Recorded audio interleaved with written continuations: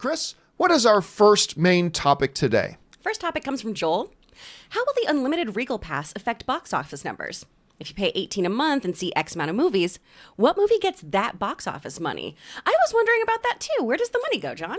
Yeah, so that is a question that actually comes up a lot and has come up a lot around here, and people have sent it to me on Twitter and stuff like that and asking, okay, whoa, time out a second. Just wait one second.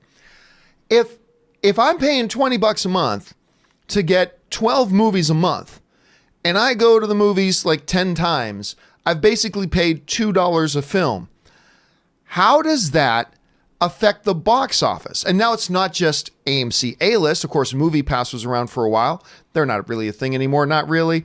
We had Cinema around for a while. They've closed down. But now we've got A-List, and now we've also got Regal has Unlimited going on now, which is a great looking program. Cinemark has got a great movie club program. Draft House is introducing their own membership program as well. A lot of good stuff like that. But it just makes the question come up even more, Rob, how on earth do you handle these sorts of things? How does the box office then handle this sort of stuff?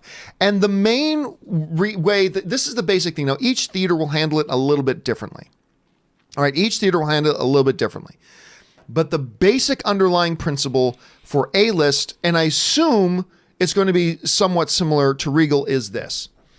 Every time I go to an AMC theater and use my A-List membership to get my movie ticket, what AMC then does from an accounting point of view is they count that ticket that I just got as a national average cost movie tickets, which is around $9 or $10. I mean, that's the national average right now, $9 or $10. So they count my ticket as about a $9 or $10 movie ticket purchase. Now, that is then from an accounting point of view handled as any other ticket being purchased handled. That means AMC now needs to send general rule of thumb, give or take, basically 2/3 of that ticket price has to go back to the studios and the distributors, and AMC keeps 1/3 of that theoretical $9 or $10 ticket. So they still have to pay out to the movie theaters. Mm-hmm. Every time I use my A-List then, AMC is just having to open up their wallet and give money to the studios, even though I'm not buying a ticket, really. Right?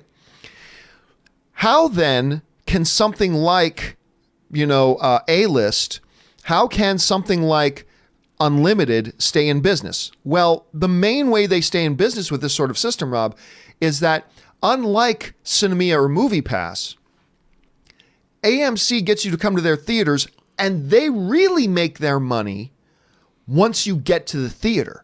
They don't make their money when you buy the ticket. Most of that money goes back to the studios anyway. So yes, every time I use my A-List, they need to send off roughly about $6 to Paramount or to Disney or to Warner Brothers or whatever.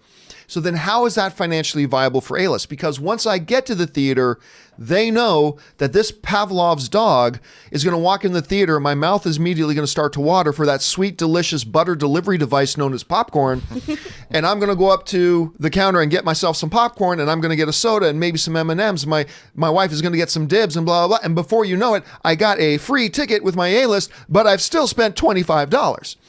On whether my wife wants pretzels or hot dogs or not, whatever it is. So AMC, it is worth it for them, and for another theater like Regal with Unlimited, it actually becomes workable for them to shell out that money to the studios, even though they never got movie ticket money, because they know they're going to make it up on the back end with concession sales.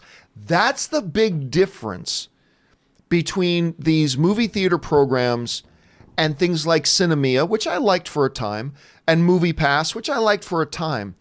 But that's the big difference. That's why this sort of a thing is financially viable for Regal and AMC and Cinemark, but was never really viable for Cinema or Movie Pass and stuff like that. So again, basics, when you use your A-List or Unlimited, they count that as a certain dollar value of a movie ticket and then redistribute X amount of money back to the studios based on that. And then they make up for the difference by you buying stuff at the concession stand. So that's the basic list. Rob, when you look at that sort of a breakdown, it's still risky, right? I mean, what if I go to 10 movies this month? That's 60 or 70 bucks just for me that AMC's got to pay out to the studios. And what if I don't buy popcorn? What if I don't buy soda? I mean, so even though this is different from Movie Pass and Cinemia, do you think this movie club kind of system that we're seeing the movie theaters engage in now, can this be viable long term? Well, I think it is, because there's something also that you didn't mention, is that it becomes an expense. So what ends up happening is when the movie theaters are paying for that admission, when they're giving the studios back or the distributors back that $9, that's an expense that they're incurring. So when you buy a movie ticket, that's money that's, I mean, when you buy an A-list pass, that's money that's coming in. But by then, so the way they're doing business is it's no longer a regular admission for them necessarily. Right. They're getting something, taking in money on a whole different area.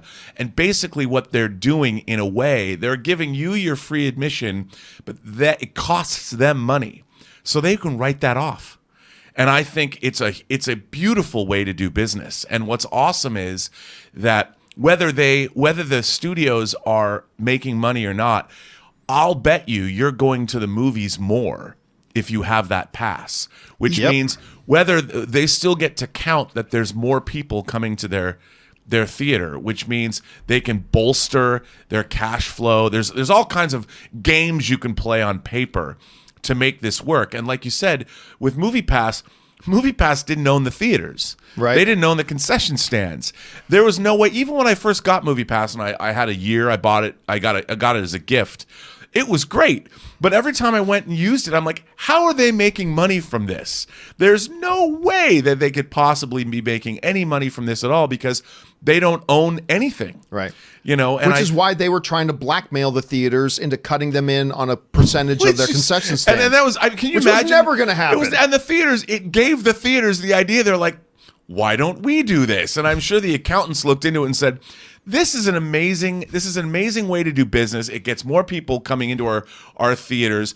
We get to write off these admissions against, I mean, there's so much of an upside as far as business is concerned. Now, you still have to get people in and, like you said, buy concessions. Ultimately, that has to happen. But you know what? It's all part of just doing business. It's like when they put cheap DVDs or Blu-rays out in Walmart and they sell them for $5. That might be a loss. Ultimately, it's a business write-off, but you're getting people in the store. They're going to buy something. You know, when I get that sweet Steelbook Blu-ray from Best Buy, I'm like, got to run to Best Buy to pick up my Shining 4K Steelbook. I'm there and I'm like, yeah, you know what? Let me go check this out. I was only going to get the Shining. I prepaid it, which is true, I have. So when I finally go in there, whenever it comes out in October or something, November, I'll walk in and I'll need something from Best Buy that I might not have bought anyway or otherwise. But I went in to get that Steelbook as long as I'm in the store. And the same is true of A-list or any pass that gets you into that movie theater. And you know what? Here's the thing, too. A lot of people might say, well, wait a minute. How can the studios be okay with this? I mean, look, in Los Angeles, a regular movie ticket is costing you $16, $17. If AMC and Regal are only counting it as like a $9 ticket, they're going to get less money than they would normally if it.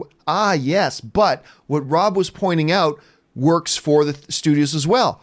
More people are going to the movies now because they have these cards. So while the movie studios might be making a little bit less per person that goes, that's more than made up for by more people going and going more often because they've got these cards. So it works for the theaters because they're making money off the concession stands.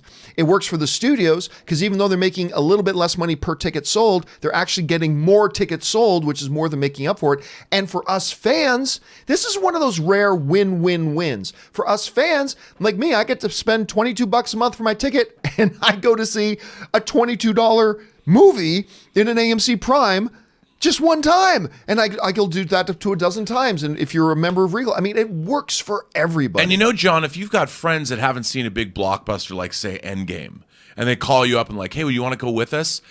Because you've got a card, you'll be like, oh, I'll go. Yeah, because I've already seen it 3 times. You might, but since you've got the card, why not? And that's when you buy your pretzels, and that's when you buy that extra Coke. Everybody comes out right. Well, listen, the question for you guys is, like, for those of you who have Regal Unlimited, maybe the Alamo plan, although I don't know if it's officially launched yet, the Cinemark plan, the AMC A-list, do you indeed find that you go more often than you would have normally because, hey, why not? I guess my buddy Soul the other night, I was going to go over to the movies and I just got a hold of him. Do you want to go? It's a movie he already saw. He goes, yeah, why not? Because he didn't have to pay for it, right? Just jump on, just reserve the seat in the app and go. Does that work for you, or do you find you don't go any more often than you did before? Jump down in the comments section below and let us know your thoughts. All right.